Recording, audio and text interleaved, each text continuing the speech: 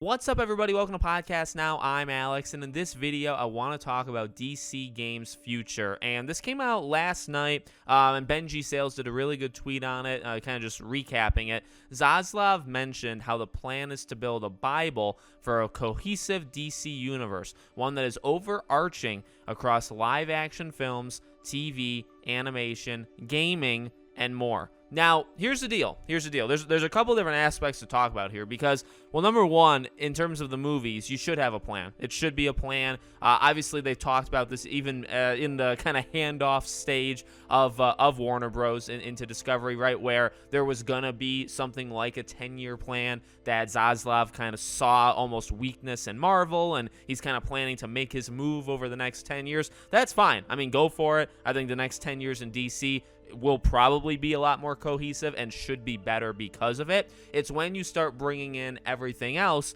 to tell one big story. So here's the deal. Reading it just like that in the quote, it's hard to, I don't want to assume too much, so we're going to go through a couple different scenarios, right?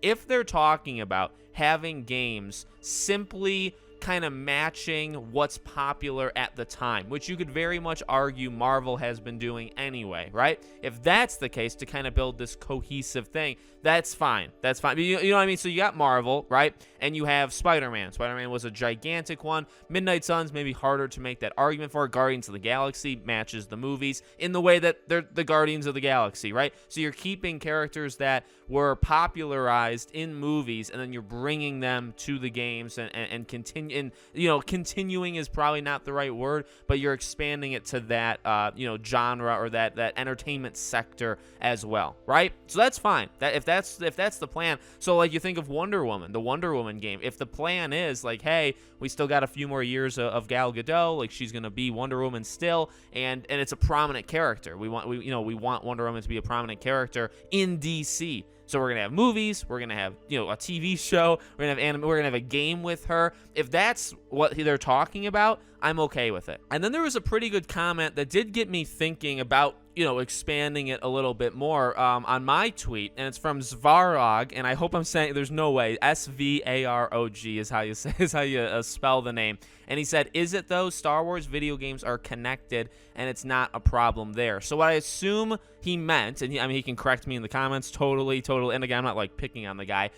What I assume he means is that they kind of have to play by a set of rules, right? Technically, every single thing in Star Wars is connected, right? Whether it's movies or the TV shows, whichever you pick, if it's Andor, if it's whatever, you have to play in the rules that have already been in the time period, right? Everything's kind of established. And so when you make a game like Jedi Fallen Order or now Jedi Survivor, you're playing in a period of time in Star Wars, so you are like limited in a way. I mean, I guess that is fair. Now, I would argue, and that's kind of what I said to him, I would say they have to play with boundaries. So they can do whatever they want, but they have like a limit to what they're able to do. So the equivalent for DC, I don't want them going around and saying, all right, so this Wonder Woman game, we gotta it's gonna help the movie. So we want you to put Wonder Woman in this location, and then we want you to have her fight this enemy, and this is gonna be the main villain because we said so. And so that's what I kind of mean by it. I want a hands-off, and that's my entire thing. Now, on the flip side, even if you agree with that comment, and honestly, it's a very valid, comment. I can understand people going into it. I believe the flip side is just more open and better, and that is hand the games out to anyone. We've talked about this time and time again. While movies like Marvel, like DC, yes, cohesive, understand everything's kind of connected, fine. But when it comes to games, as we've clearly seen with Marvel, with Star Wars, and again, yes, I guess they kind of have to play within boundaries, Star Wars more specifically, but they hand them out to everybody, and it does seem like they are very hands-off. I guess especially Marvel, right? Marvel is probably the best example, although Star Wars is an example of handing it out, just giving it out to any developer who wants it. And what do I always say? When you do that, you're going to get some really cool results. You're going to get some incredible games. You're going to get some awful games, right? Like the EA partnership really didn't work. And Star Wars in the mid-2000s, loads of great games, loads of awful games. It's just what happens. Marvel is doing the same thing right now. For every Marvel's Avengers, you get a Guardians of the Galaxy, or you get Spider-Man, or you get Wolverine. Like, you're just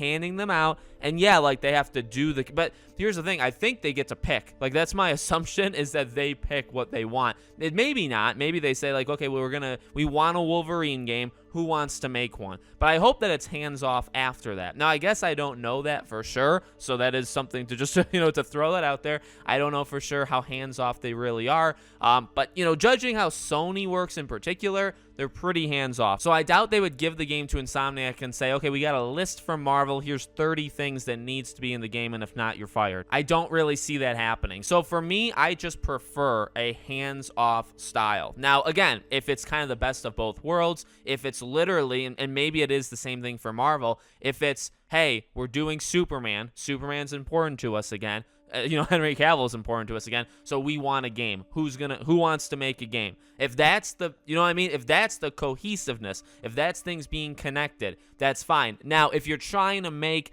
a Henry Cavill Superman game, that's where I would, that's the problem to me. So if you're making the movie and then you say, all right, well, we want a game literally to bridge the gap between the first movie and the second movie. Like we're gonna do a trilogy of we're gonna do 2 more Man of Steel movies, and so we want a game to be the in between of 2 and 3. No, that to me that would be atrocious. So I really hope that's not what they mean by everything kind of being connected.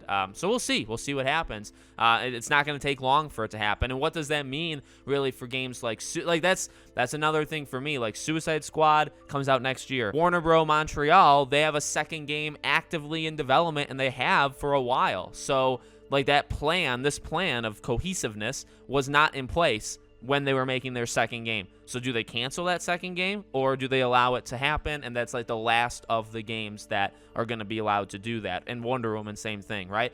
That's another huge issue, is when do you put these kind of rules into place? So let me know what you guys think about it. Again, like there's no right answer. It's just my preference or my opinion. So let me know what you think. Make sure you guys are subscribed, bell icon turned on, so you know when all these videos go up. If you want to follow or support me anywhere else, all my social media is in the description below. Thank you guys for watching. I'll see you all on the next one.